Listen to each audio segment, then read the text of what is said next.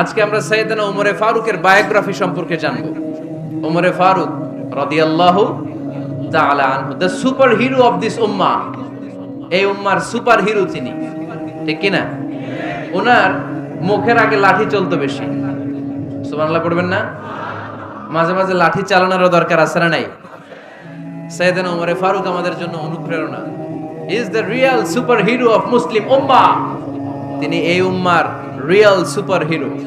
এজন্য ওনার জীবনী থেকে আমরা কিছু শিক্ষা নেওয়ার চেষ্টা করব ইনশাআল্লাহ। পড়েন সাইয়েদনা ওমরে ফারুক কিভাবে ইসলাম ধর্ম গ্রহণ করলেন, কিভাবে বিশ্বনবীর প্রাণের কলিজার টুকরা হলেন, এটা দিয়ে আমরা শুরু করি। আল্লাহ তাআলা সাইয়েদনা ওমরে ফারুকের হৃদয়ের মধ্যে 3টা ধাক্কা মেরেছেন, ঈমানের ধাক্কা। আওয়াজ করে বলতে হবে কয়টা? জোরে বলেন তো কয়টা? 3টা ঈমানি ধাক্কা। এক হচ্ছে বিশ্বনবীর দোয়ার ধাক্কা, এক কি? দোয়ার ধাক্কা। 2 হচ্ছে সূরা হাক্কা দিয়ে দিয়েছেন আল্লাহ এক ধাক্কা, সুবহানাল্লাহ পড়বেন না? 3 হচ্ছে সূরাতু তাহা দিয়ে আল্লাহ দিয়েছেন আরেকটা ধাক্কা। এই 3টা ঈমানি ধাক্কা যখন সাইয়েদনা ওমরে ফারুকের হৃদয়ে লাগলো, উনি পড়তে আরম্ভ করেছেন আশহাদু আল্লা ইলাহা ইল্লাল্লাহ ওয়া আশহাদু আন্না মুহাম্মাদান আবদুহু ওয়া রাসূলুহু। চিল্লায়ে পড়েন আল্লাহু আকবার। বিশ্বনবী মক্কায় বসে বসে তাহাজ্জুদের সালাত পড়ে আল্লাহর কাছে দোয়া করলেন, আল্লাহুম্মা আইজ্জাল ইসলাম বিআহাব্বির রাজুলাইনি ইলাইক। ও আল্লাহ, 2 জন লোকের নাম বলবো, 2 জনের দরকার নেই। এই 2 জনের একজনকে আপনি ইসলামের সুশীতল ছায়া তলে এনে ইসলামকে বিজয় দান করে দেন। মুহূর্তের মধ্যে দোয়াটা কবুল করে নিয়েছে কে?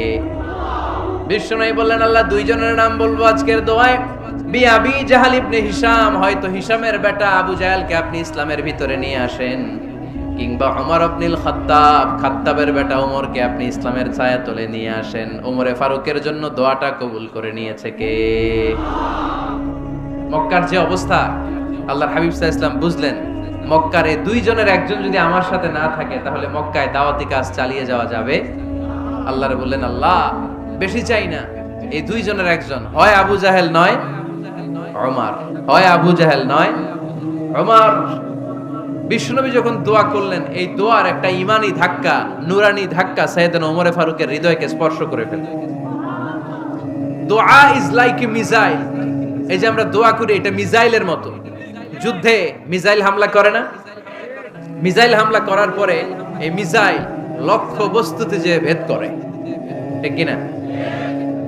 তেমনি দোয়ার মতো যদি আপনি দোয়া করতে পারেন, আপনি যেই জন্য দোয়া করেছেন ঠিক ওই জায়গায় যে আপনার দোয়া স্পর্শ করে।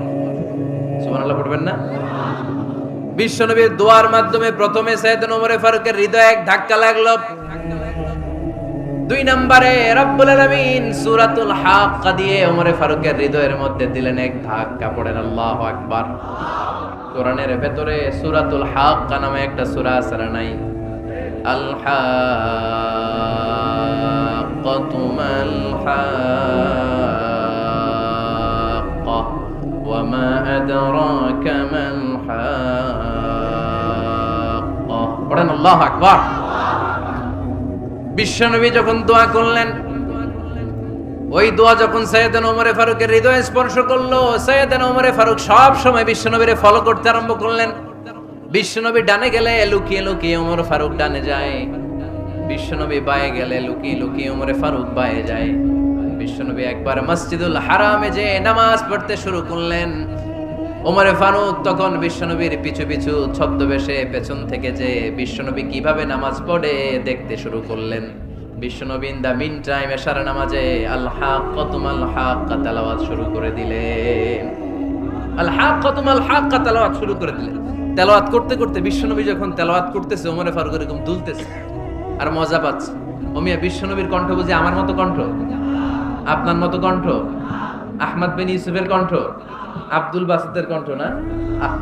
বিশ্বনবীর গলায় যে কি সুরের ঝংকার আল্লাহ দিয়েছেন, কি সুরের লহরী আল্লাহ দিয়েছেন, একবার যে শুনতো পাগল হয়ে যেত। আল্লাহু আকবার।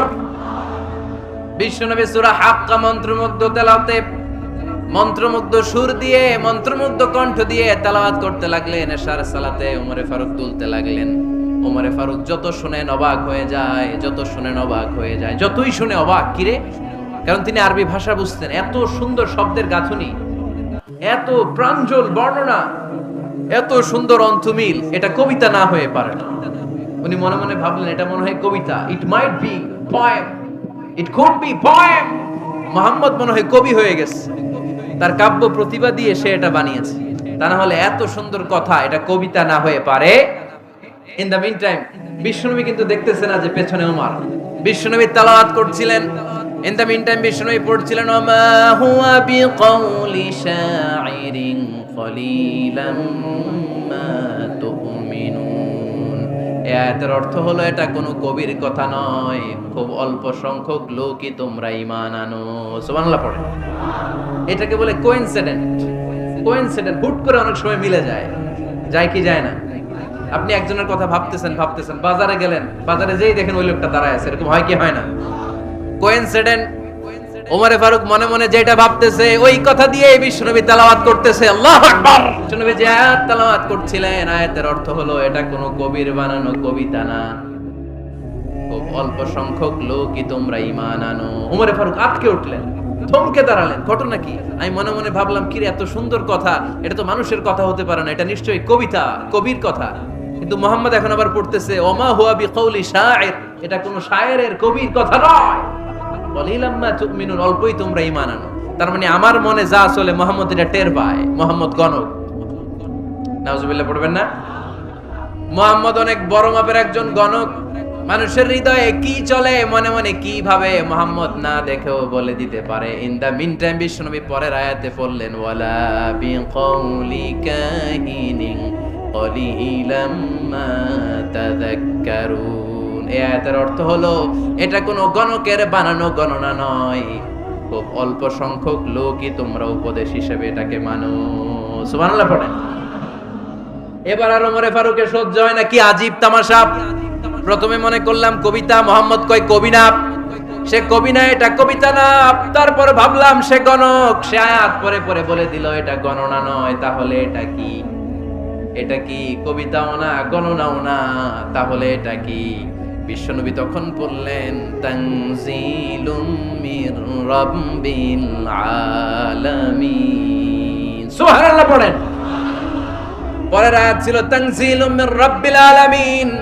এটা দুনিয়ার কোনো কবির বানানো কবিতা না, এটা কোনো গণকের গণনা না, এটা কোনো সাহিত্যিকের বানানো সাহিত্য নয়, এটা মহাবিশ্বের পরিচালক রব্বুল আলামিনের কাছ থেকে পাঠানো কিতাব কোরআন। সূরা হাক্কার ধাক্কায় ওমরে ফারুক গাইড। প্রথমে ধাক্কাটা লাগলো যে দোয়া। বিশ্বনবী তাহাজ্জুদে কেঁদে দোয়া করলেন, আল্লাহ হয় আবু জাহেলের দিবা নাইলে ওমর রে দিবা। ওই দোয়া ওমরে ফারুকের হৃদয়ে ছোঁয়া লেগেছে। এরপরে হাক্কা, সূরাতুল হাক্কা দিয়ে দিলে এক ধাক্কা। এই ধাক্কা খেয়ে উথাল পাথাল হৃদয়ের মধ্যে, হায় রে এ কি বাণী, এ কেমন কথা, কে মুহাম্মদ? তারপরে শয়তানের ওয়াসওয়াসা আছে না নাই? আল্লাহ বলে যতই ওয়াসওয়াসা ওমরকে দেয়া হোক, আমি ওমরে ফারুককে মুসলিম উম্মতের সেনাপতি বানিয়ে ছাড়বো, আমি সেনাপতি বানাবো। এবার 3 নাম্বার ডোজ। ডাক্তারের কাছে গেলে প্রথমে দেখবেন সিম্পল ডোজ দেয়, নরমাল ওষুধ, এটাতে কাজ না হলে ডোজ বাড়ায়, একেবারে কাজ না হলে অ্যান্টিবায়োটিক মারে, আছে না নাই? আল্লাহ প্রথমে দোয়ার ছোঁয়া লাগালেন, তারপর সূরা হাক্কা দিয়ে ধাক্কা মারলেন, এরপরে রব্বুল আলামিন বলেন এবার 3 নাম্বার ডোজ সূরা তহা দিয়ে আমি তোমার হৃদয়টারে উজালা বানায় দেব রে ওমর। শয়তান ওদিক দিয়ে ওয়াসওয়াসা, খেলা দুই দিক থেকে চলতেছে। আল্লাহ তাআলা হেদায়েতের রাস্তায় টানছে, শয়তান জাহান্নামের দিকে টানছে। ঘোষণা দেয়া হলো মক্কায়, মুহাম্মদের মাথা কেটে এনে দিলে এত এত স্বর্ণ মুদ্রা দেয়া হবে। ওমরে ফারুক রাজি হয়ে গেলেন, নাঙ্গা তলোয়ার নিয়ে বিশ্বনবীর মাথা কাটার জন্য ছুটলেন। নাউজুবিল্লাহ পড়বেন না? বনু জাহরা গোত্রের এক লোক বলে, আইনা ইয়া আমার, কই যাও? মুহাম্মদের মাথা কাটতে যাই। আরে মুহাম্মদের মাথা কাটতে যাও?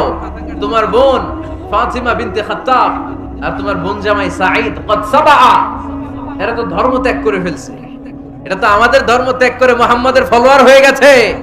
আগে ওমর ঘর সামলাও, পরে মুহাম্মদের মাথা কাটতেছে। ওমরে ফারুক অবাক হয়ে গেলেন, তলোয়ার নিয়ে বিশ্বনবীর দিকে না যে নিজের বাড়ির দিকে চলে গেলেন। বিশ্বনবীর আপন বোন ফাতিমা বিনতে খাত্তাব, বোন জামাই সাঈদ আর খাব্বাব রাদিয়াল্লাহু তাআলা আনহু, তিনজন মিলে সূরা তহা তেলাওয়াত করছিলেন। পড়েন সুবহানাল্লাহ। মক্কায় লুকিয়ে লুকিয়ে দাওয়াত হতো। খাব্বাব রাদিয়াল্লাহু তাআলা আনহু একটা চামড়ার ফলকের মধ্যে সূরা তহার কয়েকটা আয়াত এনে ওমরে ফারুকের বোন আর বোন জামাইকে শিক্ষা দিচ্ছে, ট্রেনিং দিচ্ছে। সুবহানাল্লাহ পড়েন। লুকিয়ে লুকিয়ে ওমরে ফারুক যখন ঘরে চলে আসলেন, এরা তটস্থ হয়ে গেল। সাইয়েদনা খাব্বাব বিছানার তলায় লুকিয়ে গেলেন। ওমরে ফারুক বললেন, দরজা খোলো। ফাতেমা বিনতে খাত্তাব দরজা খোলার পরে নির্মম ভাবে সাইয়েদনা ওমর রাদিয়াল্লাহু তাআলা আনহু বোনের গায়ে আঘাত শুরু করে দিল। বোন জামাইকে আহত করতে শুরু করলো আর বলতে শুরু করলো, তোরা পাগল হলি কেন? কি আছে ওই মুহাম্মাদের মধ্যে? কি জাদু নিয়ে এসেছে? সে যাই বলে লোকজন পাগল হয়ে যায়, সবাই তার উপর কালিমা পড়ে ঈমান এনে ফেলে। কি এমন জিনিস তোদের কাছে আছে যেটা দেখে মুহাম্মদকে তোরা ভালোবাসলি? কি আছে? কি পড়তেছিলি আমারে দেখা। ফাতেমা বলে, ইন্নাকা রিজসুন লা ইয়ামাসসুহু ইল্লাল মুতাহহারুন। ও আমার ভাই ওমর, তুমি নাপাক। তুমি কি? লা ইয়ামাসসুহু ইল্লাল মুতাহহারুন, পবিত্রতা অর্জন না করে এই কোরআন ধরা যায় না। সুবহানাল্লাহ পড়েন। ওমরে ফারুক গোসল করে আসলেন, কারণ ধাক্কা তো আগে কয়েকটা খাইছে। কথা বুঝেন নাই বোধহয়? প্রথমে দোয়ার ধাক্কা, পরে কোন সূরা দিয়ে ধাক্কা? হাক্কা দিয়ে ধাক্কা। 3 নম্বরে এখন আরেকটা ধাক্কা খাবে। গোসল করে আসলেন। ফাতেমা বিনতে খাত্তাব বললেন, গোসল যখন করে এসেছেন, এই নেন। ওমরে ফারুক এবার চামড়ার কাপড়ের মধ্যে সূরা তহার প্রথম আয়াতের দিকে নজর করলেন। নজর করেই কোরআনের প্রেমে পড়ে গেলেন। পড়েন সুবহানাল্লাহ। ওমরে ফারুক পড়তে আরম্ভ করলেন, তহা মা আনজালনা আলাইকাল কুরআনা লিতাশকা ইল্লা তাযকিরাতাল লিমান ইয়াখশা তানজিলাম মিম্মান খালাকাল আরদা ওয়াস সামাওয়াতিল উলা। সুবহানাল্লাহ পড়েন। উনি পড়তে আরম্ভ করলেন, তহা মা আনজালনা আলাইকাল কুরআনা লিতাশকা, এই কোরআনকে আমি তোমাদের হতভাগ্য জাতি হিসেবে দুনিয়ায় থাকার জন্য পাঠাই নাই। এটা রব্বুল আলামিনের পক্ষ থেকে এসেছে। যারা রবকে ভয় করে তাদের জন্য আছে উপদেশ। যিনি আকাশ বানিয়েছেন, জমিন বানিয়েছেন, ওই আল্লাহ তাআলা নিজেই এই কোরআন পাঠিয়েছে। আওয়াজ করে পড়তে হবে, আল্লাহু আকবার। উনি খুব ভালো আরবি জানতেন। সূরা তহা পড়ার পরে আর ধৈর্য ধারণ করতে পারে না। ওমরে ফারুক ছোট্ট বাচ্চার মতো কান্না শুরু করে দিলেন। আল্লাহু আকবার। সূরা তহাটা হাতে নিয়ে, তলোয়ারটা হাতে নিয়ে বিশ্বনবীর দিকে ছুটতে আরম্ভ করলেন। আইনা মুহাম্মদ, কোথায় মুহাম্মদ? তোমরা আমাকে মুহাম্মাদের কাছে নিয়ে চলো। বিশ্বনবী তখন সাফা পাহাড়ের পাদদেশে দারুল আরকাম ইবনে আলকামের ঘরে লুকিয়ে লুকিয়ে কোরআনের দাওয়াত দিতেন। ওমরে ফারুককে পাগলের মতো ছুটে আসতে দেখে বিশ্বনবীর চাচা হামজা ইবনে আব্দুল মুত্তালিব বলল, নবী আপনি পালান। ওই যে খাত্তাবের বেটা ওমর আপনাকে অপমান করার জন্য, আক্রমণ করার জন্য তেড়ে এসেছে। সাহাবীরা বললেন, নবী আপনি পালিয়ে যান, আমরা সামাল দেব। বিশ্বনবী বললেন, না আমি পালাবো না, বরং তোমরা সরে যাও। ওমর ইবনুল খাত্তাবকে আমার দরবার পর্যন্ত আসতে দাও। আমার তো মনে হচ্ছে ওই যে তাহাজ্জুদের নামাজ শেষে চোখের পানি ছেড়ে যে আমি আল্লাহর কাছে দোয়া করেছি, আজকে আমার ওই দোয়াটা কবুল হতে শুরু করেছে। আমার তো মনে হচ্ছে আমার দোয়া কবুল হবে, আসতে দাও। ওমরে ফারুক এসে বললেন, আশহাদু আল্লা ইলাহা ইল্লাল্লাহ ওয়া আশহাদু আন্না মুহাম্মাদান আবদুহু ওয়া রাসূলুহু। আমি সাক্ষ্য দিলাম আল্লাহ ছাড়া কোনো ইলাহ নাই, নিশ্চয় আপনি আল্লাহর প্রেরিত বান্দা এবং রাসূল। পড়েন সুবহানাল্লাহ। ওমরে ফারুক যখন কালিমা শাহাদা পড়ে মুসলমান হয়ে বিশ্বনবীর হাতে হাত রাখলেন, মুসলিম সাহাবীদের মধ্যে খুশি আর আনন্দের বন্যা বয়ে গেল। মুসলিম হাতে গোনা সাহাবারা আল্লাহর প্রশংসা করলেন। বিশ্বনবী সাইয়েদনা ওমরে ফারুককে জড়িয়ে ধরলেন। ওমরে ফারুক আবার বিশ্বনবীরে বললেন, নবী গো, আলাসনা আলাল হক, আমরা কি সত্যের উপরে আছি নাকি আমরা ভুলের উপরে আছি? বিশ্বনবী বললেন, বালা নাহনু আলাল হক, আমরাই সত্যের উপরে আছি। সুবহানাল্লাহ পড়েন। আলাসনা আলাল হক, নবী আমরা কি সত্যের উপরে নাই? হ্যাঁ অবশ্যই ওমর, তুমি সত্যের উপরে আছো। ওমরে ফারুক বললেন, তাহলে ফাফিমাল ইখতিফা, তাহলে লুকায় লুকায় আর দাওয়াত দেব কেন? আমি তো কালিমা পড়ে ফেলছি, আসেন আমার সাথে বের হই। ফাফিমাল ইখতিফা, আর লুকায় লুকায় কেন? আসেন আমরা বাইরে বেরোই। বিশ্বনবী বললেন, ওমর এটা মাক্কি জীবন, এখানে আমরা একটু গোপনে গোপনে দাওয়াত দিতে চাই। ওমরে ফারুক বলে, না, আমার দায়িত্ব, আমি একটা মিছিল দিতে চাই নবী।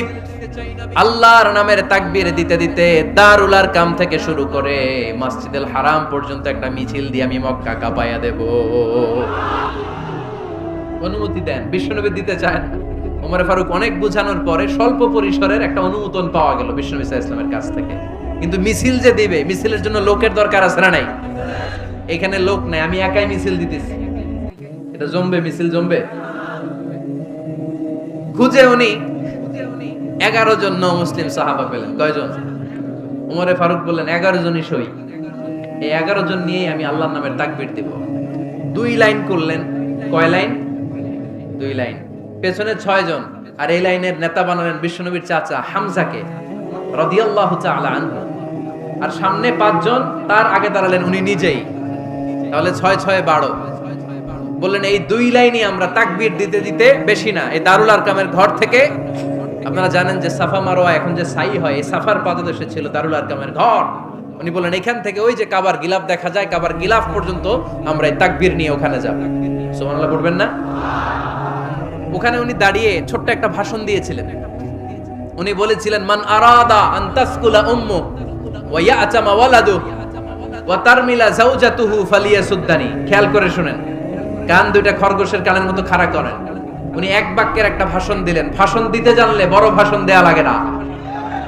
এক বাক্যের ভাষণ দিয়ে গোটা বিশ্বকে ঝাঁকুনি মারা যায়। চিল্লায় বলো ঠিক কিনা? ওমরে ফারুক এক বাক্যের একটা ছোট্ট ভাষণ দিলেন। মান আরাদা আন তাসকুলা উম্মু, কে আছো মায়ের এই মক্কায়, কে আছো মায়ের বুক খালি করতে চাও?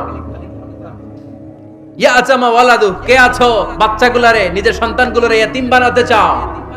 কে আছো তারমিলা যাওজাতুহু, নিজের স্ত্রীকে বিধবা বানাতে চাও? ফালিয়া সুদ্দানি, বুকের পাটা থাকলে আমি ওমর রে থামাও। ফালিয়া সুদ্দানি, দেখি মক্কায় কার এত বড় বুকের পাটা। কে আছো মায়ের বুক খালি করতে চাও, সন্তান রে এতিম বানাতে চাও, স্ত্রীকে বিধবা বানাতে চাও? ফালিয়া সুদ্দানি, পারলে আমারে ঠেকাও। এই বলে উনি আল্লাহু আকবার, আল্লাহু আকবার, আল্লাহু আকবার বলে স্লোগান শুরু করে দিলেন। এক এক স্লোগানে মক্কার মরুজমিন থারথার করে কাঁপতে আরম্ভ করলেন। এই মিছিল মক্কার কেউ দেয় নাই। মিছিলের আওয়াজ শুনে আবু জাহেল বাইরিস, উতবা বাইরিস, শাইবা, ওয়ালিদ ইবনে মুগিরা সব বের হইছে। কি রে, আমার এলাকায় এত বড় স্লোগান, কার এত সাহস? বের হয়ে দেখে মিছিলের সামনে ওমর। ওমর রে দেখে দিছে এক দৌড়। কারণ ওমরে ফারুককে থামানোর মতো বাপের বেটা মক্কায় দ্বিতীয়টা কেউ ছিল না। আওয়াজ করে বলে ঠিক কিনা? ওমরে ফারুক আল্লাহু আকবার, আল্লাহু আকবার বলে স্লোগান দিতে দিতে মসজিদুল হারামের ভেতরে ঢুকে গেল। কাবার গিলাফ ধরার পরে সেদিন মিছিল থেমেছে। ওই আল্লাহর নামের স্লোগান সেদিন কেউ থামাতে পারে নাই, কিয়ামত পর্যন্ত কেউ থামাতে পারবে না। চিল্লায় বলো ঠিক কিনা? ওইরকম একটা ওমরের দরকার, আমাদের বেশি চাই না। জোরে বলেন ঠিক কিনা? একটা ওমর লাগবে। চিল্লায় বলেন কয়টা? ওই ওমরের অপেক্ষায় বাংলাদেশ সহ গোটা মুসলিম উম্মাহ। ঠিক কিনা?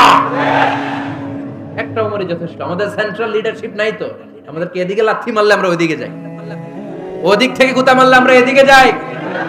আমাদের রিপ্রেজেন্টেটিভ, আমাদের প্রতিনিধিত্ব করার মতো কোনো কেন্দ্রীয় লিডারশিপ নেতৃবৃন্দ গোটা বিশ্বে নাই। ঠিক কিনা? আমরা সেই ওমরে ফারুকের অপেক্ষায়, আমরা সেই ইমাম আল মাহদির অপেক্ষায়। এই ওমরে ফারুক আমাদের মডেল। ঠিক কিনা? থার্ড ইন পজিশন এই পুরা উম্মতের মধ্যে ওনার পজিশন নাম্বার 3। 1 নাম্বার পজিশন বিশ্বনবীর। কার? 2 নাম্বার পজিশন কার? আবু বকর। 3 নাম্বার পজিশন কার? ওমরে ফারুকের। বিশ্বনবী বলতেন লা নবিয়্যা বা'দি, লা নবিয়্যা বা'দি, আমার পরে কোনো নবী নাই। ওয়ালা রাসূলা, আমার পরে কোনো রাসূলও নাই। আমার নবীর পরে আর কোনো নবী আছে? আমার নবীর পরে আর কোনো রাসূল আছে? এই যে কাদিয়ানি যে একটা সম্প্রদায় আছে, এরা কি মুসলিম নাকি অমুসলিম? মুসলিম সম্প্রদায়ের সাথে এদের কোনো সম্পর্ক নাই। চিল্লা বলেন ঠিক কিনা? এরা যদি মুসলমান হতে চায়, আমার নবী দ্য লাস্ট মেসেঞ্জার বিশ্বনবীকে খাতামুন নবী হিসেবে সংবাদ সম্মেলন করে গোটা বিশ্বকে জানাই দিতে হবে। তারপরে তাদেরকে আমরা মুসলিম হিসেবে স্বীকৃতি দিব। চিল্লায় বলেন ঠিক কিনা? তা না হলে তারা কোন ধর্মের এটাকে জানাই দিতে হবে। No inferiority complex, no identity crisis, identity ক্রাইসিসে থাকা যাবে না। আপনারা কোন ধর্মের এটা জানায় দেন। আপনারা বিশ্ব নবীরও শেষ নবী মানবেন না, আবার মুসলিম বলেও নিজেদেরকে ট্যাগ লাগাতে চাইবেন। সাধারণ মুসলমানরা এটা এই ধোঁকাবাজি মানে না। চিল্লায় বলেন ঠিক কিনা? আমার নবীর পরে কোনো নবী নাই, আমার রাসূলের পরে কোনো রাসূল নাই, ঠিক কিনা? আল্লাহর হাবিব বলতেন লাউ কানা বাদি নাবিয়্যুন লাকানা উমর, তবে আমার পরে যদি নবী হওয়ার যোগ্যতা কারো থাকে আমার ওমরের ওই যোগ্যতা আছে। সুবহানাল্লাহ পড়েন। প্রভু তুমি বলেছো রাসূল দেবে না, বলনি দেবে না ওমর, বলনি দেবে না হামজা তারি, খালিদ বিজয় সমর। প্রভু তুমি বলেছো রাসূল দেবে না, বলনি দেবে না ওমর, বলনি দেবে না হামজা তারি, খালিদ বিজয় সমর। প্রভু তুমি বলেছো রাসূল দেবে না। সুবহানাল্লাহ পড়েন। এজন্য আমরা একটা ওমর চাই। কয়টা? বেশি লাগবে? নেতার মতো নেতা কয়টা লাগে? জোরে বলেন কয়টা? Enough, that's enough. Omar Farooq our super hero. ওনার সাথে বিশ্বনবী সাল্লাল্লাহু আলাইহি ওয়াসাল্লামের মুসাহারার সম্পর্ক ছিল। ওমর ফারুক যে বিশ্বনবীর শ্বশুর এটা অনেকে জানেই না। ওমর ফারুক রাদিয়াল্লাহু তাআলা আনহু বিশ্বনবীর শ্বশুর ছিলেন। এটা আজকে নতুন শুনছেন, কে কে হাত তোলেন। দেখছেন হুজুর? সঠিক বলছি না আমি? অনেকে আমরা জানি না। মাশাআল্লাহ, জানতে লজ্জা নাই, শিখতে লজ্জা নাই। লজ্জা হচ্ছে অজ্ঞতায় আর মূর্খতায়, ঠিক কি না? আমরা শিখতে রাজি আছি। যে কথা বলে আমরা তার ছাত্র। আমার আগে হুজুর কথা বলতেছিলেন, আমরা ছিলাম ছাত্র। এখন আমি কথা বলতেছি, এখন আমরা সবাই হয়ে গেছি ছাত্র, ঠিক কি না? যিনি বলেন তিনি শিক্ষক, বাকিরা আমরা ছাত্র, ঠিক কি না? চার খলিফার দুই খলিফা, ইসলামের চার খলিফার দুই খলিফা বিশ্বনবীর মেয়ের জামাই, আর বাকি দুই খলিফা বিশ্বনবীর শ্বশুর। সুবহানাল্লাহ পড়েন।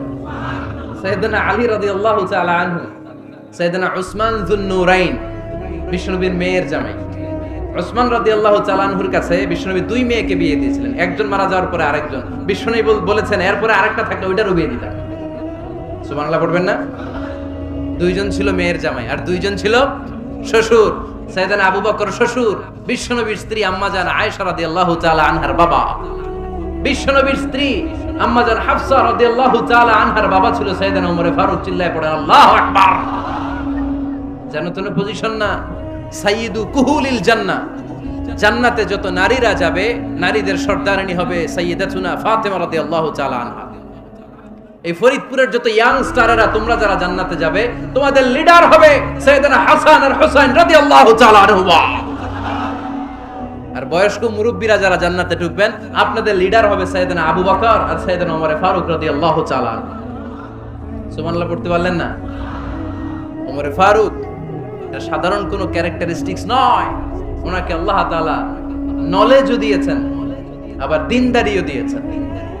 আমার দিনী ভাইয়েরা খেয়াল রাখবেন, কোন আলেমের মধ্যে বা কোন নেতার মধ্যে যদি এই দুইটার সমন্বয় আপনি পান, যে তার জ্ঞানও আছে আবার দিনদারিও আছে, he belongs the knowledge and he belongs the taqwa, সে গোটা বিশ্বকে জয় করে ফেলবে, ঠিক কি না? যার মধ্যে জ্ঞান আছে, যার মধ্যে তাকওয়া আছে, তারে কেউ থামায় রাখতে পারে?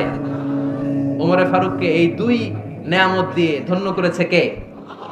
সহিহ বুখারীর বর্ণনা, বিশ্বনবী সাহাবীদের সামনে একটা স্বপ্নের কথা বলছেন। বিশ্বনবী বললেন আমি স্বপ্নে দেখলাম আমার আঙ্গুলের ফাঁকা থেকে দুধ বের হচ্ছে, আমি তৃপ্তি সহকারে দুধ খেলাম। খাওয়ার পরে দেখলাম আঙ্গুলের মধ্যে একটু দুধ লেগে আছে।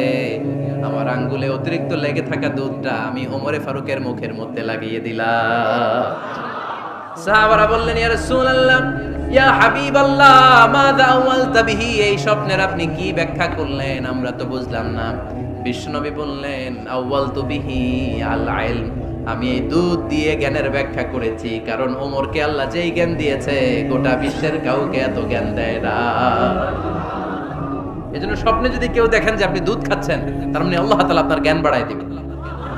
ওমর ফারুককে দুধ খেয়ে অতিরিক্ত দুধের অংশটা বিশ্বনবী আবু বকর রাদিয়াল্লাহু তাআলা আনহুর মুখে দেন নাই, সাইয়েদনা উসমানের মুখে দেন নাই, আলী রাদিয়াল্লাহু তাআলা আনহুর মুখে দেন নাই। স্বপ্নে ওই অতিরিক্ত লেগে থাকা দুধটা বিশ্বনবী ওমর ফারুকের ঠোঁটের মধ্যে লাগিয়ে দিয়েছেন। এই হাদিস থেকে প্রমাণ হয় আল্লাহ তাআলা জ্ঞানের নেয়ামতে সাইয়েদনা ওমর ফারুককে ধন্য করেছেন। আবার বুখারীর বর্ণনা,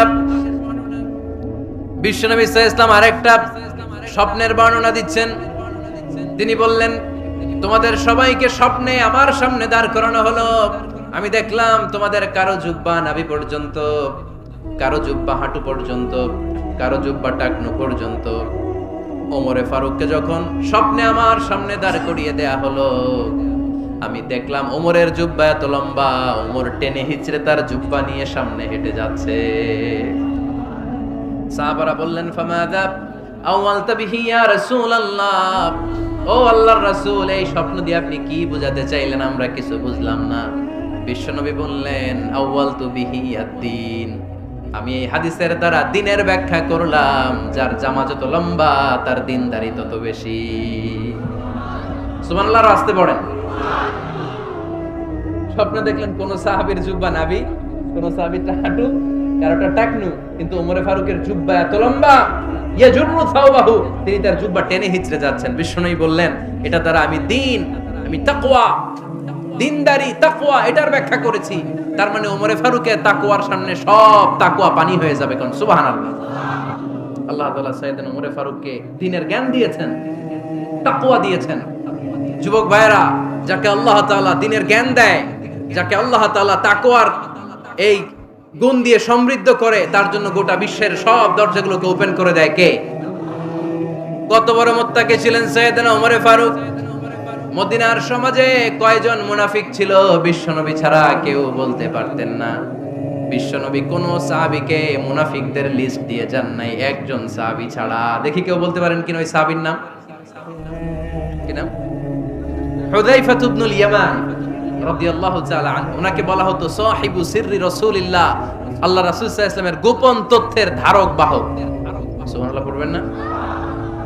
বিশ্বনবী ইন্তেকালের আগে মদিনার সমাজে মোট কয়জন মুনাফিক আছে এই তথ্য আবু বকরকে বলেন নাই, ওমর রাদিয়াল্লাহু তাআলা আনহুকে বলেন নাই, উসমান রাদিয়াল্লাহু তাআলা আনহু, আলী রাদিয়াল্লাহু তাআলা আনহু, আশারাতুল মুবাশশিরিনা বিল জান্নাহ কোন সাহাবীকে বলেন নাই। শুধুমাত্র কেবলমাত্র একমাত্র হুযায়ফা ইবনুল ইয়ামান রাদিয়াল্লাহু তাআলা আনহুর কাছে মুনাফিকদের লিস্টে বিশ্বনবী দিয়ে গিয়েছেন।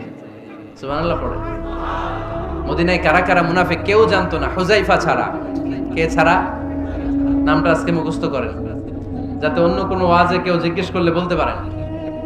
মুনাফিকদের লিস্ট যে সাহাবীর কাছে বিশ্বনবী দিয়ে গিয়েছিলেন, সাহাবীর নাম কি? নাম? নামটা কেমন লাগে? ভাল লাগে? অনেকে আমারে জিজ্ঞেস করে, হুজুর আমার ছেলে হবে আগামী মাসে, একটা নাম দেন। নাম দিয়ে দিলাম হুযায়ফা। যাদের হবে ছেলে, এলাকায় যাদের নেক্সট কয়েক মাসে ছেলে হবে, খালি হুযায়ফা চলবে। কি চলবে?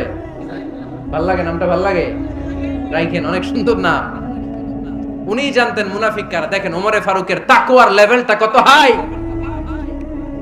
ওমরে ফারুক একদিন হুযায়ফা রাদিয়াল্লাহু তাআলা আনহুর কাছে গেলেন, যে বললেন, হুযায়ফা, বিশ্বনবী ইন্তেকালের আগে মুনাফিকদের নামের লিস্টটা কারো কাছে দেয় নাই, আমার জানা নাই, সাইয়েদনা আবু বকরের জানা নাই, কোন সাহাবীর জানা নাই, তুমি ছাড়া।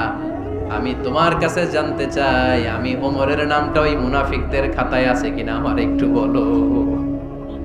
আমার ওমরের নামটা ওই মুনাফিকদের লিস্টিতে একটু আছে কিনা, নামটা একটু বলো। যদি থাকে আমি ভালো হয়ে যাব। আমি নেফাকি দূর করে পাক্কা মুমিন হতে চাই। আমার নাম যদি মুনাফিকের লিস্টে থাকে আমি তো শেষ। হুযায়ফা চোখের পানি ছেড়ে দিয়ে বলে, আমিরুল মুমিনিন, কেমন প্রশ্ন করলেন আপনি?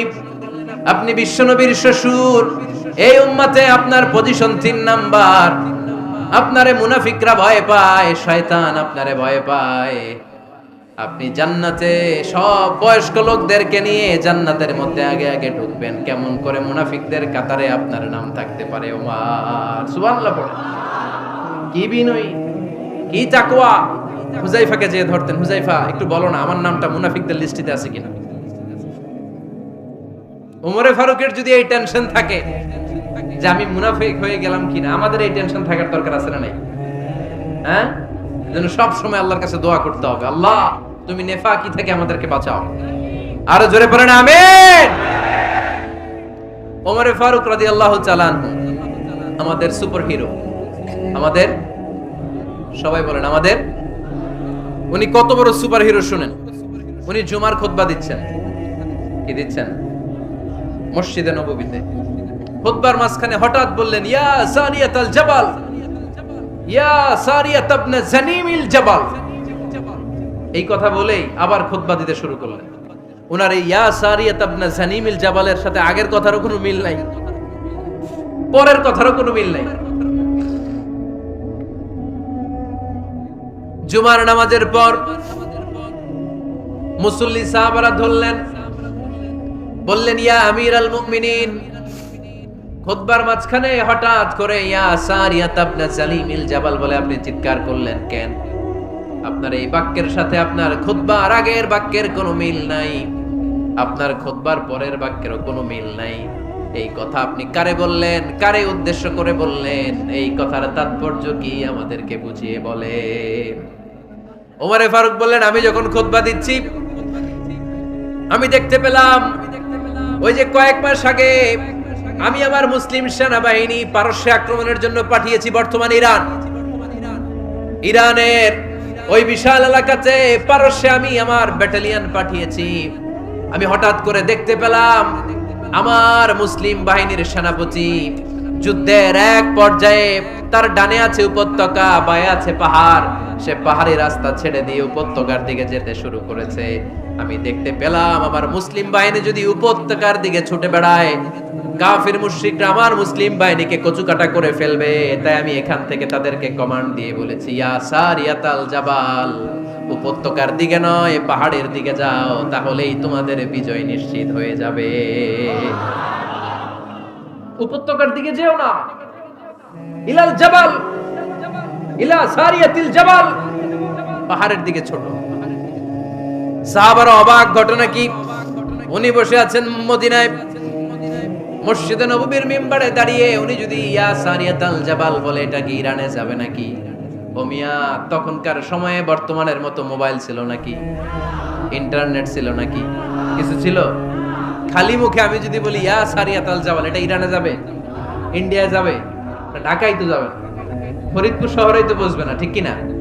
কিন্তু এটা আমিরুল মুমিনিন বিশ্বাসী সাহাবারা বিশ্বাস করে নিল। কিছু মুনাফিক ছিল, এরা কবে না জামেলাস, এটা তো সম্ভব না। এক কাজ করি, এই সেনাপতি যখন বিজয়ী বেশে মদিনায় ফিরে আসবে আর আমরা ধরব।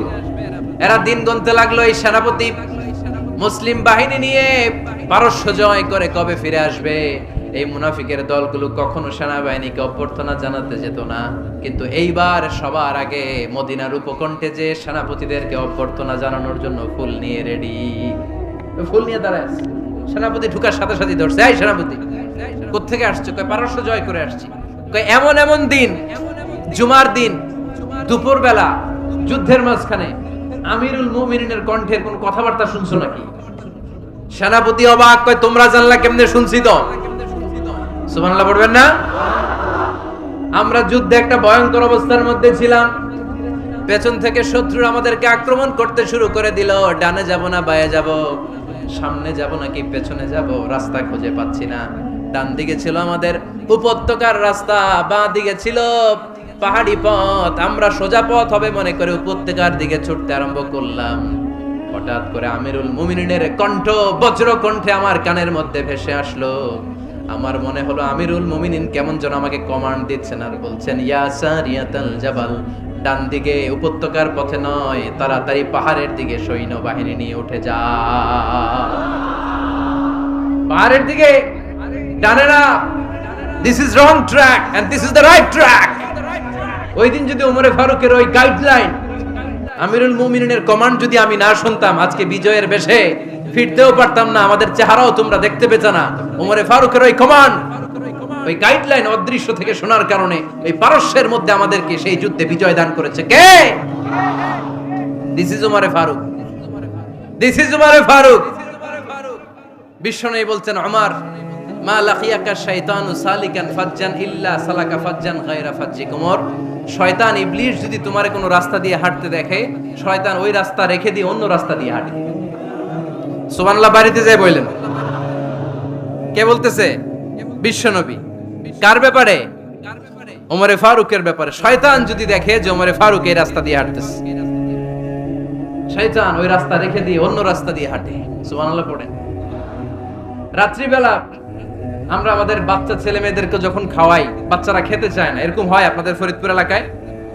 এই এলাকায় হয় নাকি?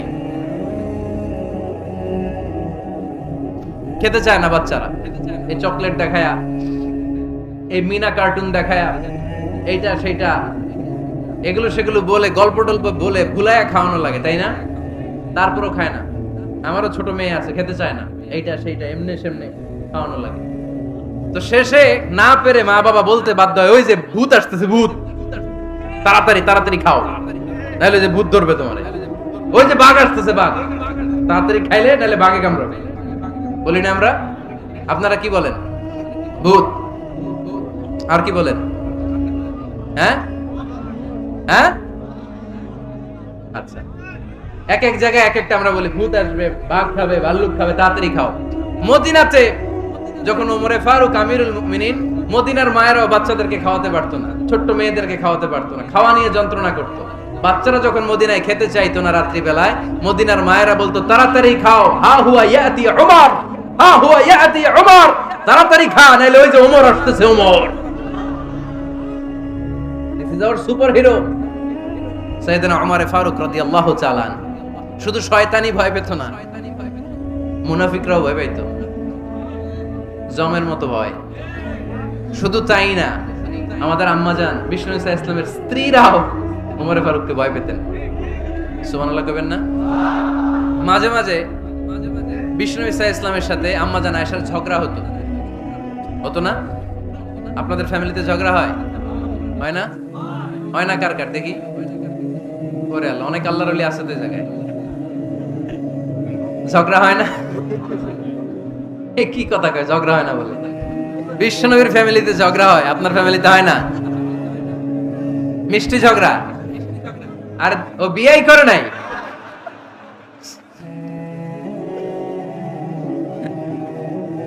ঝগড়া তো হবেই, দাম্পত্য জীবনের মজাটাই তো এখানে। কখনো ঝগড়া, কখনো আনন্দ, একটু বৃষ্টি, একটু রোদ, একটু হাসি, একটু কান্না, ভালো লাগা ভালোবাসা শেয়ার করে নেয়া, মিলেমিশে একাকার হয়ে যাওয়া, ঠিক কিনা? আল্লাহর হাবিব সাল্লাল্লাহু আলাইহি ওয়াসাল্লামের সাথে আম্মাজান আয়েশার ঝগড়া হতো। তো একদিন ঝগড়া হয়ে দুইজন রেগে আছে। খবরদার দুইজন রেগে থাকবেন না, আবার একজন রাগলে আরেকজন থেমে যাবেন, কারণ এই ছোট্ট ঝগড়া থেকে এটা অনেক সময় বিচ্ছেদের দিকে গড়ায়। আমার প্রিয় ফরিদপুরবাসী, ভাবি রেগে গেলে আপনি রাইগেন না, ওই দিন আপনি একটু ঠান্ডা থাকেন। আবার আপনি রেগে গেলে, আমার মাইকের আওয়াজ যদি ভাবিরা শুনেন, আপনারা রেগে যায় না, একটু ঠান্ডা থাকবেন। দুইজনে রেগে গেলে তো তৃতীয় বিশ্বযুদ্ধ শুরু হবে, তাই না? একজন রেগে গেলে আরেকজন ঠান্ডা, কারণ এই সামান্য ঝগড়া থেকে ইগোর কারণে এটা বিচ্ছেদ আর ডিভোর্স পর্যন্ত গড়ায়। আর শয়তান এখানে উস্কানি দেয়, কারণ ইমানদারদের ফ্যামিলি ভাঙতে পারলে শয়তান সবচেয়ে বড় খুশি হয়, আর ইমানদারদের ফ্যামিলি টিকে থাকলে খুশি হয়ে যায় কে? আম্মাজান আয়েশা রাদিয়াল্লাহু তাআলা আনহার সাথে বিষ্ণু ইসা ইসলামের ঝগড়া হতো মাঝে মাঝে। একবার ঝগড়া হলো, বিষ্ণু ইসা ইসলামের রাগ, আম্মাজান আয়েশাও রাগ। তো বিষ্ণুই বললেন, আয়েশা, ঝগড়া করে আর কতক্ষণ থাকবো, আসো মিটমাট করি। আয়েশা রাদিয়াল্লাহু বললেন, ঠিক আছে মিটমাট করব। তো বিষ্ণু ইসা ইসলাম বললেন, মিটমাটের জন্য কারে ডাকবো? ওমর রে ডাকি। কয় না, ওমর রে না, ওমর গালিজ, ওমর অনেক রাগে, আমার ডর লাগে। কয় তাহলে তোমার আব্বারে ডাকি। কয় ডাকেন। কি খুশি, মেয়েদের মধ্যে অভ্যাসটা আছে না নাই? তাহলে তোমার আব্বারে ডাকি, ডাকেন। ডেকে নিয়ে আসা হলো। আবু বকর রাদিয়াল্লাহু তাআলা আনহু দাঁড়ালেন, আম্মাজান আয়েশা দাঁড়ালেন, বিশ্বনবীও দাঁড়ালেন।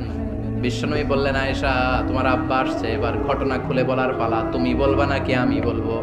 আম্মাজান আয়েশা বললেন, আপনি বলেন, তবে ওয়ালা তাকুল ইল্লা হাক্কান, যেটা ঘটছে ওইটাই বললেন, মিথ্যা কথা কইেন না। আবু বকর রাদিয়াল্লাহু তাআলা আনহু রেগে মেগে আগুন, কি এই কথা তুমি কেমন করে বলো? বিশ্বনবী কি মিথ্যা কথা কখনো বলবে? রেগে মেগে দিলেন মেয়ের গালে এক চড়। বানিয়ে বলতেছি না, মুসনাদ আহমদ ইবনে হাম্বলের হাদিস। বাবার হাতের থাপ্পড়কে আম্মাজান আয়েশা উল্টে বললেন। সাইয়েদনা আবু বকর রাগে গড়গড় করছেন, আবার মারার জন্য তেড়ে গেলেন। এবার বাঁচার জন্য আম্মাজান আয়েশা বিশ্বনবীর পিছনে যে আশ্রয় নিলেন, বিশ্বনবী বাঁচানোর জন্য দুই হাত মেলে দাঁড়িয়ে গেলেন। পড়েন সুবহানাল্লাহ। বিশ্বনবী যখন দুই হাত মেলে দাঁড়িয়ে গেলেন, সাইয়েদনা আবু বকর রাদিয়াল্লাহু আনহু থেমে গেলেন। সাইয়েদনা আবু বকর রাদিয়াল্লাহু তাআলা আনহু ঘর থেকে বের হয়ে বারান্দায় দাঁড়ালেন, পড়েন সুবহানাল্লাহ। এবার বিশ্বনবী আম্মা জান আয়েশার কাছে যেয়ে বলেন, ইয়া আয়েশা, কাইফা রাআইতিনি আনকাসতুকি মিনার রাজুল, দেখছো কেমনে বাঁচাইলাম? আমি না থাকলে ভর্তা বানাই ফেলতো আজকে। আমি বাঁচাইছি তোমারে, আমি, আমার লগে ঝগড়া করো তুমি। লজ্জায় পড়ে আম্মা জান আয়েশা খিলখিল করে হেসে দিলেন, বিশ্বনবীও হেসে দিলেন। দুইজনের হাসির মধুর আওয়াজ শুনে সাইয়েদনা আবু বকর বাইরে থেকে অবাক, কিরে এতক্ষণ না ঝড় তুফান, এখন দেখি হাসি। সালাম দিয়ে অনুমতি নিয়ে ভিতরে ঢুকলেন, ঢুকে দেখেন আম্মা জান আয়েশাও হাসে, বিশ্বনবীও হাসে। এই হাসি দেখে আবু বকর রাদিয়াল্লাহু আনহু হেসে দিলেন, আরশের উপর থেকে খুশি হয়ে গেলেন কে?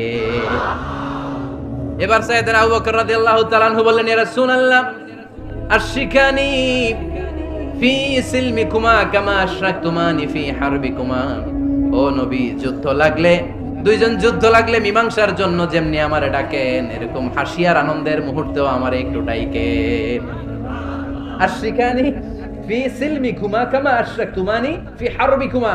নবী, আপনাদের মধ্যে ঝগড়া লাগলে সন্ধি করার জন্য আমারে যেমনি ডাকেন, আপনাদের হাসি খুশি আনন্দ খুনসুটি এই মজাদার মুহূর্তগুলোতে আমারে বঞ্চিত রাখেন না, আমার একটু ডাকেন। সুবহানাল্লাহ পড়েন।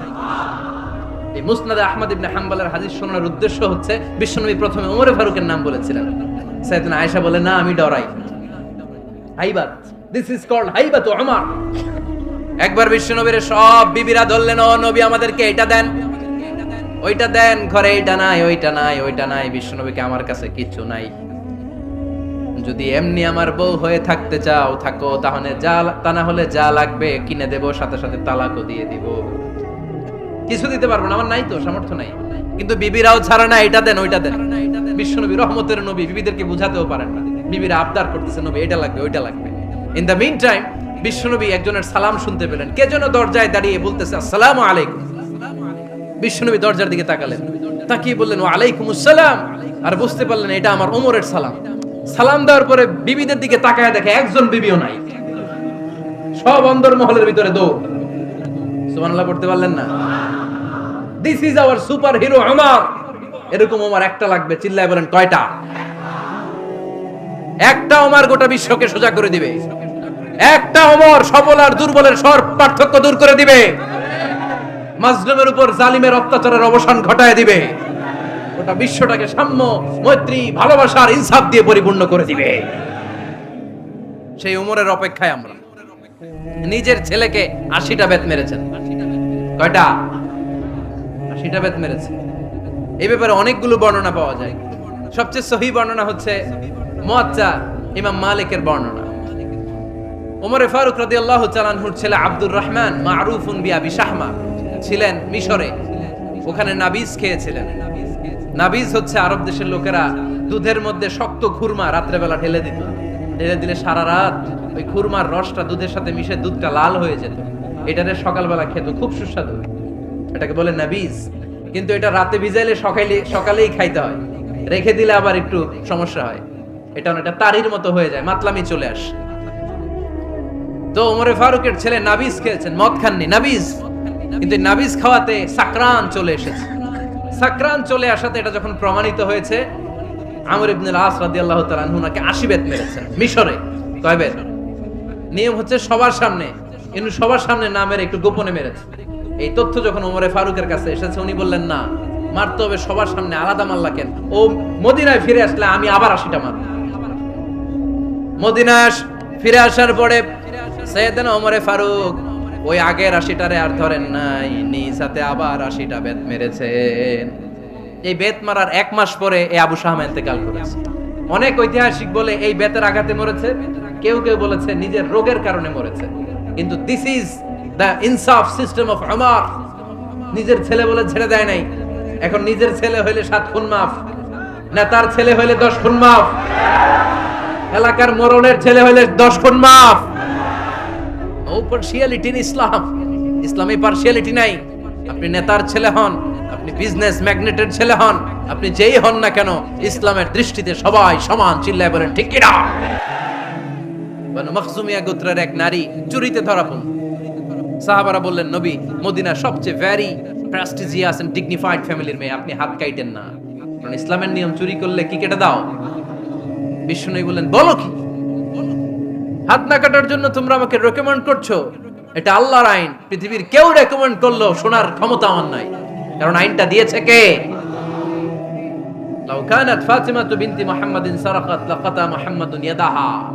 আরে বনু মাকসুমিয়া মেয়ে তো দূরের কথা, আমার কলিজার টুকরা ফাতেমাও যদি আজ চুরিতে ধরা পড়তো, তার হাত কেটে দিতে আমি 1 মিনিটও দেরি করতাম না। দিস ইজ ইসলাম। এই হচ্ছে ওমরে ফারুকের মানাকিব। এরকম ওমরে ফারুক কয়টা লাগবে? আওয়াজ করে বলতে হবে, কয়টা লাগবে? একটা লাগবে। এই সাইয়েদনা ওমরে ফারুক মদিনার প্রথম চিফ জাস্টিস ছিলেন। সর্বপ্রথম উনার পরামর্শে সাইয়েদনা আবু বকর রাদিয়াল্লাহু তাআলা আনহু কোরআনকে সংকলন করেছেন।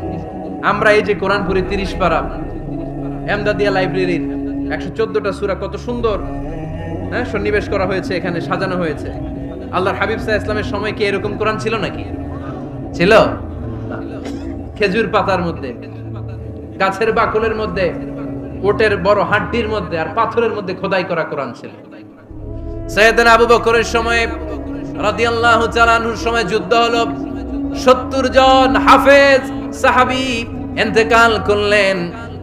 সাইয়েদনা আবু বকর রাদিয়াল্লাহু তাআলা আনহুকে ডেকে ওমরে ফারুক বললেন, ও আবু বকর, এইভাবে হাফেজে কোরআন সাহাবীরা যদি দুনিয়া থেকে বিদায় হয়ে যায়, আল্লাহর কোরআনও তো বিদায় হয়ে যাবে।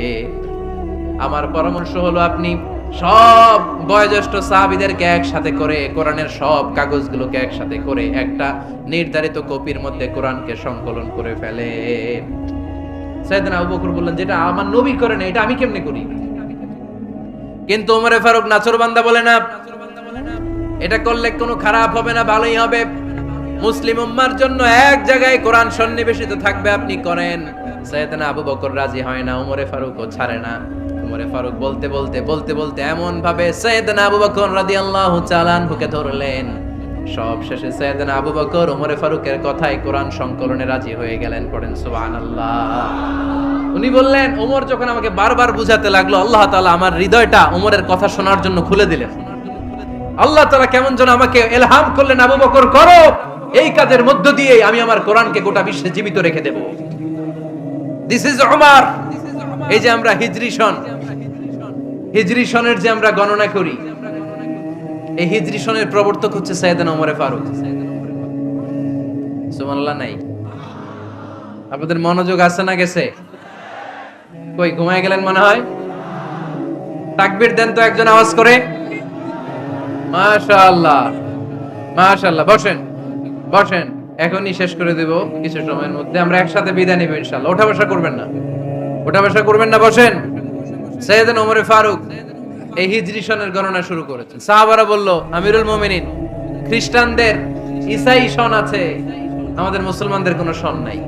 আমাদের একটা সন থাকলে আমাদের জিজিয়া নিতে, আমাদের যাকাতের টাকা উত্তোলন করতে অনেক সুবিধা হবে। ওমর ফারুক বললেন, তাহলে কোন সালকে হিজরি, কোন সালকে মুসলিম সাল হিসেবে আমরা ঘোষণা দিতে পারি? একজন বলল, আমার নবী যেই সালে জন্মগ্রহণ করেছেন ওই সালে।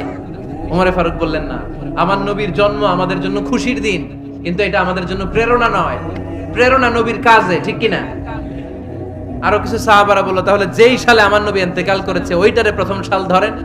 ওমর ফারুক বললেন, না, যেদিন তিনি ইন্তেকাল করেছেন এটা আমাদের দুঃখের দিন, এটা আমাদের প্রেরণা নয়। আমাদের প্রেরণা হচ্ছে বিশ্বনবীর ত্যাগ, তিতিক্ষা আর কাজের মধ্য দিয়ে। জোরে কোন ঠিক কিনা? ওমর ফারুক বললেন, যেদিন বিশ্বনবী ইসলাম রক্ষায় নিজের মাতৃভূমি ছেড়ে মক্কা থেকে মদিনায় গিয়েছেন, ওই দিনটাকে হিজরি প্রথম দিন ধরে আমরা হিজরি সাল গণনা করে শুরু করে দেব। ওইটাই হচ্ছে হিজরি সন। সেখান থেকে হিজরি সনের প্রবর্তন করেছেন সাইয়েদনা ওমর ফারুক রাদিয়াল্লাহু তাআলা আনহু। এই যে স্টেট গভর্নমেন্ট, এই যে প্রিজন, জেলখানা, ক্যান্টনমেন্ট, সচিবালয়, গণভবন, বঙ্গভবন, মুক্তিযোদ্ধাদের ভাতা, রাষ্ট্রীয় ভাতা, এই সব নিয়ম কানুন সাইয়েদনা ওমর ফারুক তার রাষ্ট্রীয় আমলে তিনি নিজে করেছেন। চিল্লায় পড়েন আল্লাহু আকবার। মুসলমানদের আলাদা কারেন্সি, নিজস্ব মুদ্রা ব্যবস্থা নিজে চালু করেছেন। সৈনিকদের মধ্যে যারা বিবাহিত, প্রতি 6 মাস অন্তর অন্তর 1 মাসের ছুটি কাটাতে তারা ফিরে আসবে, সাইয়েদনা ওমর ফারুক চালু করেছেন। চিল্লায় আওয়াজ করে পড়েন আল্লাহু আকবার। এই যে আমরা 20 রাকাত সালাতুত তারাবি পড়ি রমাদানে, করেন না আপনারা? এটা সাইয়েদনা ওমর ফারুক চালু করেছেন। সুবহানাল্লাহ পড়তে পারলেন না? কোরআনে মোট 22টা আয়াত আছে যেখানে সাহাবারা ইনডিসিশনে ভুগছিলেন। বিশ্বনবীর মত একটা, ওমরে ফারুকের মত আর একটা। এই 22 জায়গায় আল্লাহ তাআলা বিশ্বনবীর মতের পক্ষে আয়াত নাজিল না করে ওমরে ফারুকের মতের পক্ষে কোরআনের আয়াত নাজিল করেছেন। আওয়াজ করে পড়েন আল্লাহু আকবার। এদিকে উঠলেন কেন আপনারা? যারা উঠছেন আমার দিকে তাকান।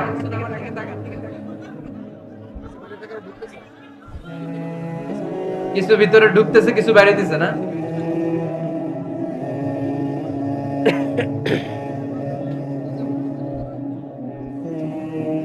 সাইয়েদনা ওমর ফারুক।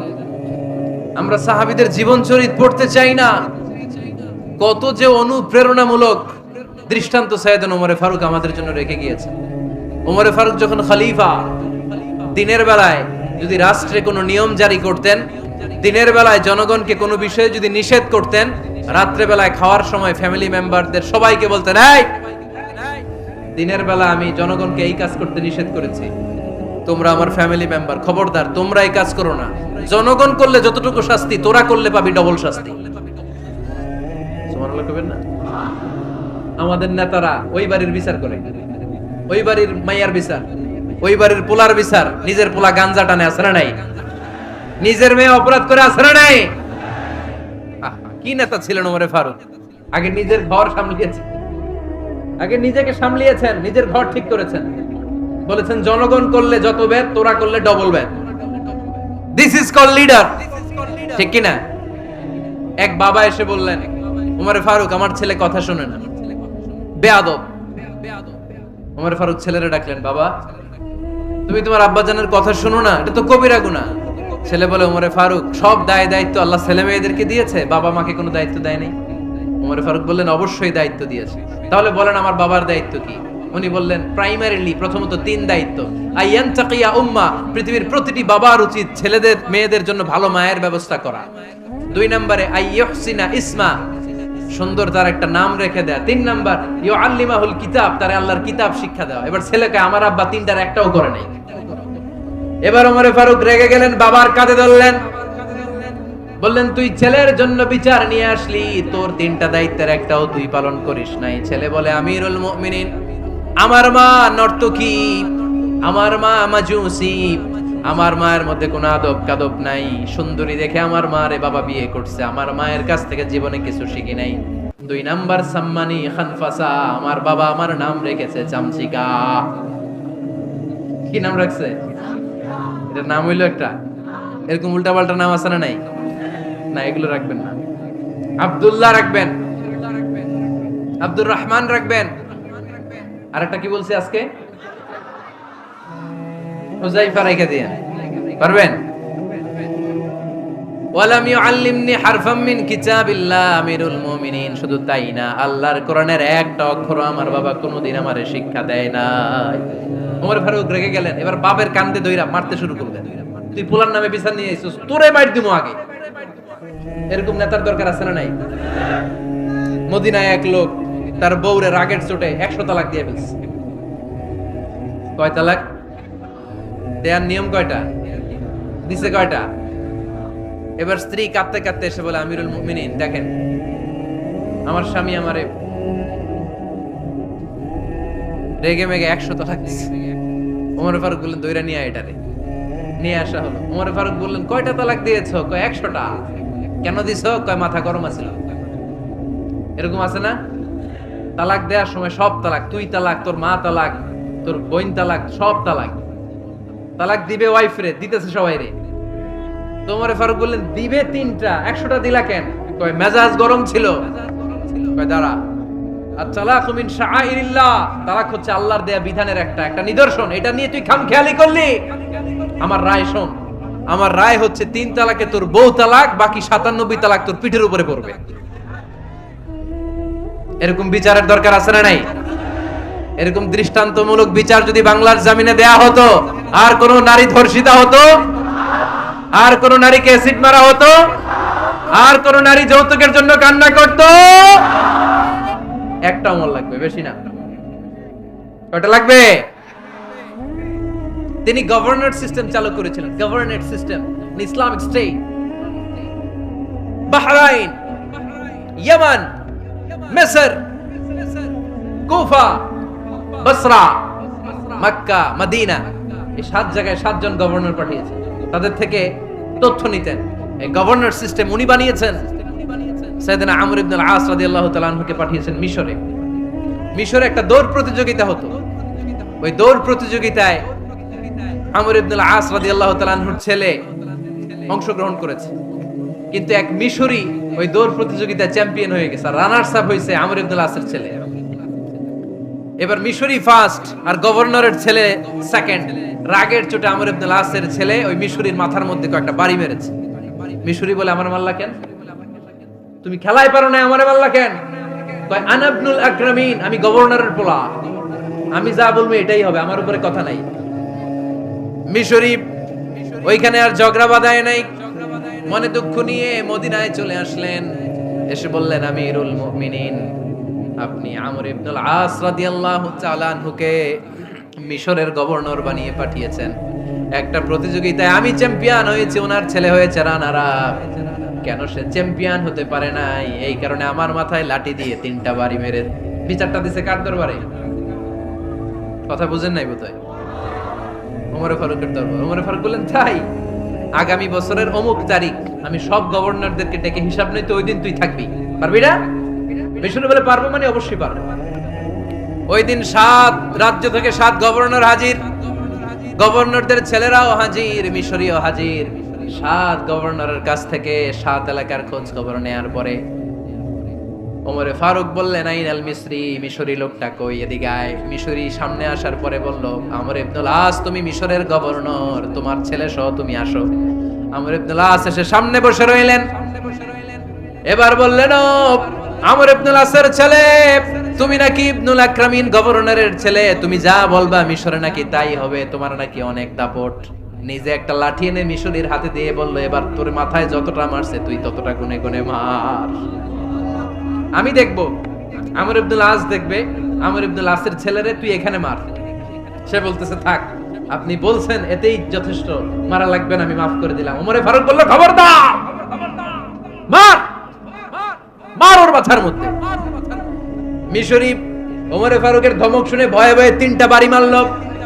এই বাড়ি মারা দেখেও ওমরে ফারুকের হৃদয় ঠান্ডা হয় নাই। লজ্জায় আমর ইবনুল আস, বয়স হয়ে গিয়েছে সাহাবা, মাথা তখন টাক, মাথায় চুল নাই, লজ্জায় মাথাটা হেট হয়ে মাথাটা নিচু করে রেখেছে। এবার রাগের চোটে ওমরে ফারুক বললেন, এবার আমর ইবনুল আসের টাক মাথার মধ্যে একটা মার, মার। কেন ছেলেকে শিক্ষা দিতে পারে নাই?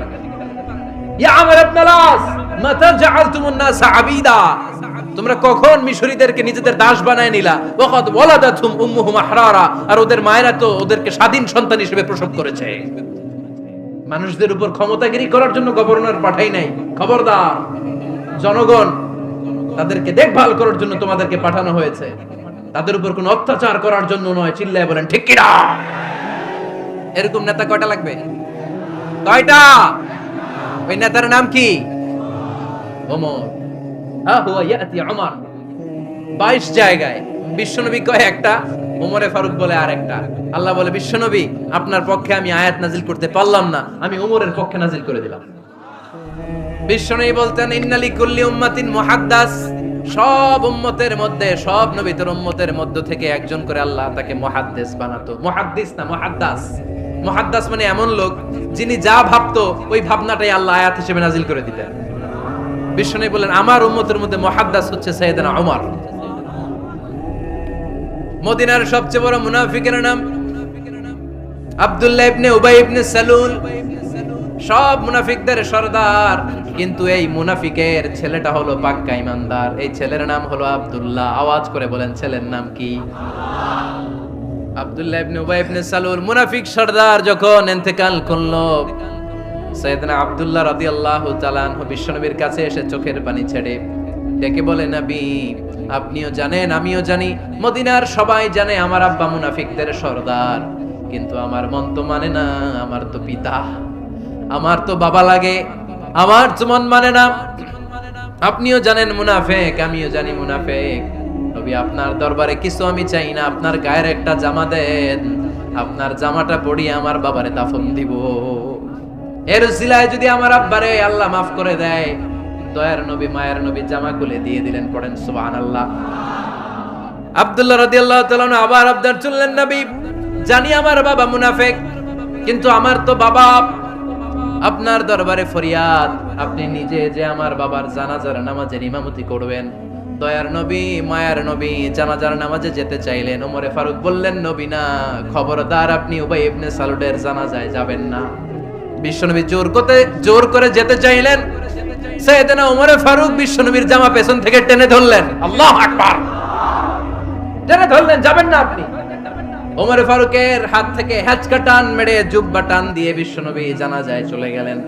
রব্বুল আলামিন আয়াত নাজিল করলেন, ইস্তাগফির লাহুম আও লা তাস্তাগফির লাহুম ওয়া ইন তাস্তাগফির লাহুম ৭০ মাররাতান ফালান ইয়াগফিরাল্লাহু লাহুম। নবী গো, একবার নয়, দুইবার নয়, ৭০ বারও যদি এই মুনাফিকের জন্য আপনি ক্ষমা চান, তার জন্য ক্ষমা নাই, তার জন্য আছে জাহান্নাম। ওয়ালা তাকুম, আপনি যাবেন না আলা কবরি, কখনো তাদের জানাজায় যাবেন না। এই যে একটা ভুল করে ফেলছেন, এটা এইবারই শেষ, এরপরে আর যাবেন না। সাইয়েদনা ওমর ফারুকের পক্ষে আল্লাহ তাআলা কোরআনের আয়াত নাযিল করে দিলেন, চিল্লায় পড়েন আল্লাহু আকবার। এভাবে 22টা জায়গায় ওমর ফারুক যা বলেছে, এটা নিয়ে একটা আলাদা আলোচনা হইতে হবে, আলাদা একটা আলোচনা লাগবে যে 22টা আয়াতে আল্লাহ তাআলা বিশ্বনবীর পক্ষে কোরআনের আয়াত নাযিল না করে সাইয়েদনা ওমর ফারুকের পক্ষে আয়াত নাযিল করেছেন, চিল্লায় পড়েন সুবহানাল্লাহ। ওই ওমর ফারুককে আমাদের মডেল বানানোর দরকার আছে না নাই? ওই ওমরে ফারুকের জীবনী আমাদের ছেলে মেয়েদেরকে পড়ানোর দরকার আছে না রে? আমাদের ভবিষ্যৎ প্রজন্ম এগুলো জানে না। ওরা সালমান খান দেখে বড় হয়, ওরা শাহরুখ খান দেখে বড় হয়, ওরা ঋত্বিক রোশনকে দেখে বড় হয়, ওরা মনে করে যে এরাই বড় সুপার হিরো। আমাদের যে কত বড় সুপার হিরো আছে এরা জানেই না। নতুন প্রজন্মের কর্ণকোহরে সাইয়েদনা ওমরে ফারুকের ইতিহাস পৌঁছে দেওয়ার দরকার আছে না নাই?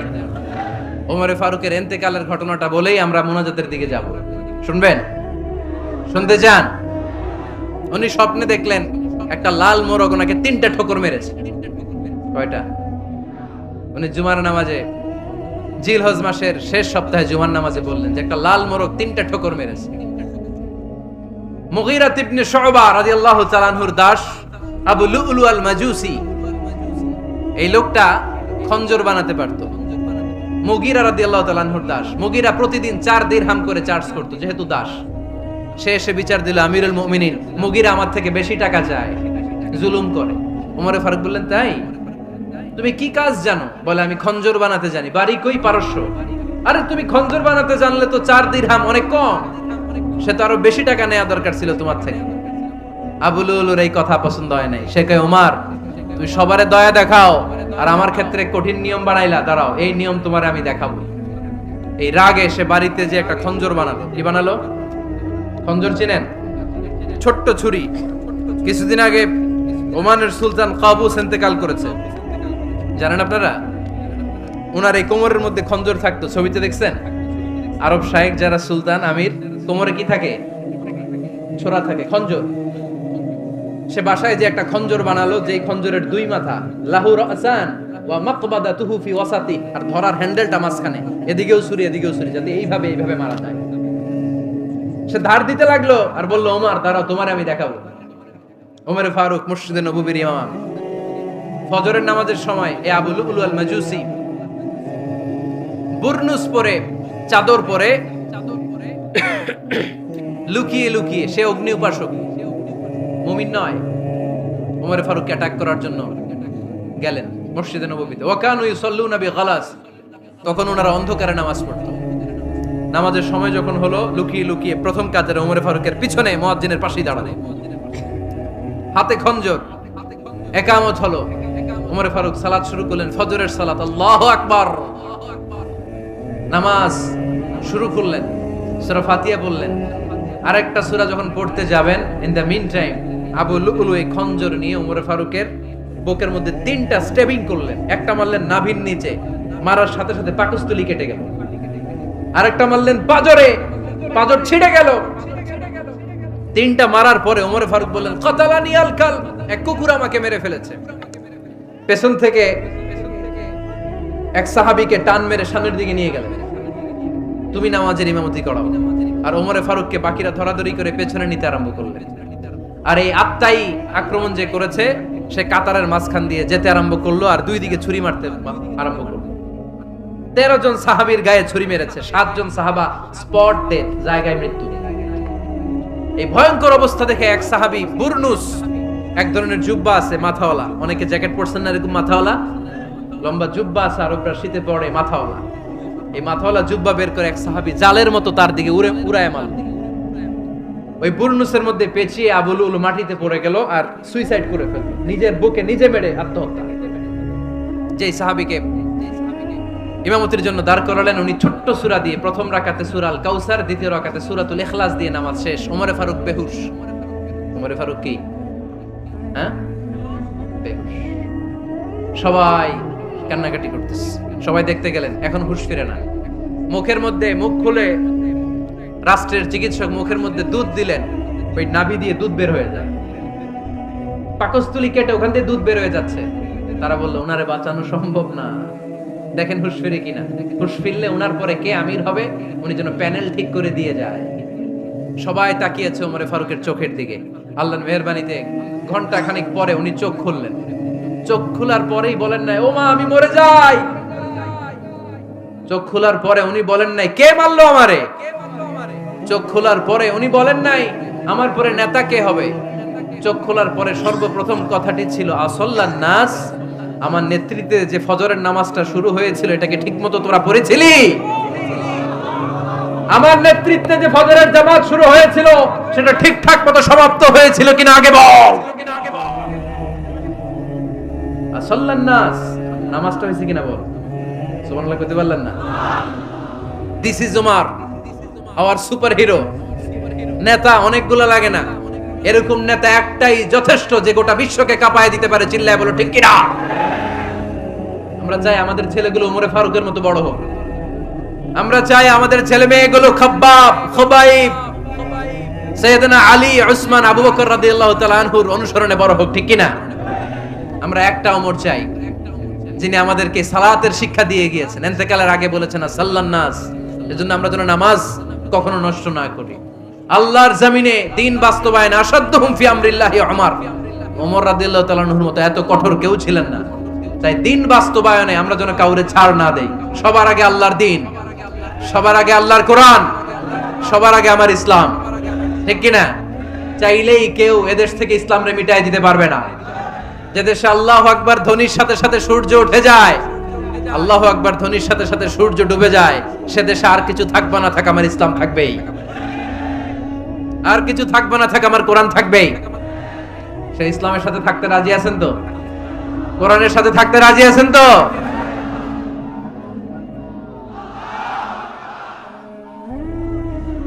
আল্লাহ আমাদের সবাইকে কবুল আর মঞ্জুর করে নেয়। আমরা পড়ি আমিন।